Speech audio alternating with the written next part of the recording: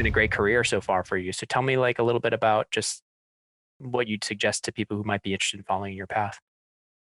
Yeah, I would say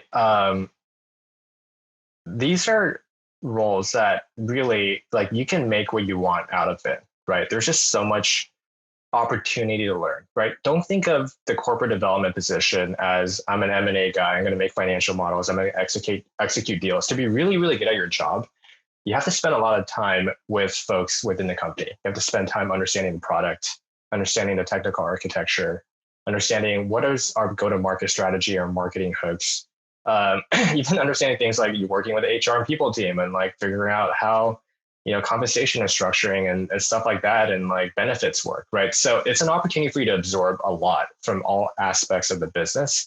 And so you should go into it like very wide-eyed, very receptive, just be a sponge, right? And to be good at your job, it's not to just be good at finance, you have to be good at everything. And I would have encouraged my earlier self to do that, right? I thought, okay, I'm gonna come in, I know how to model, I can kick ass. That's not enough to do the job well. And it's not enough for you to continue to rise in your career.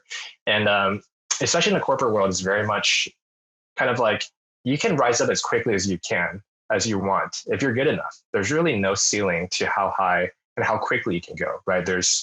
I think probably, PE, I think, for example, is hyper-structured. Banking is hyper-structured. I think in VCs, you see people who are 28, 29 make partner.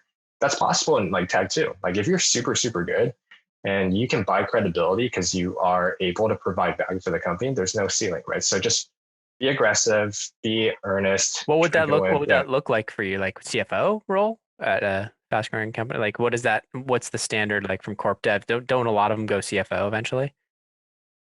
Or no? To be honest, I think like most corp dev people just end up keep doing corp dev. Yeah. Some people will do like chief strategy roles or CFO roles. I think if you're a CFO, probably more of a strategy oriented CFO rather than being like a technical accounting finance based CFO.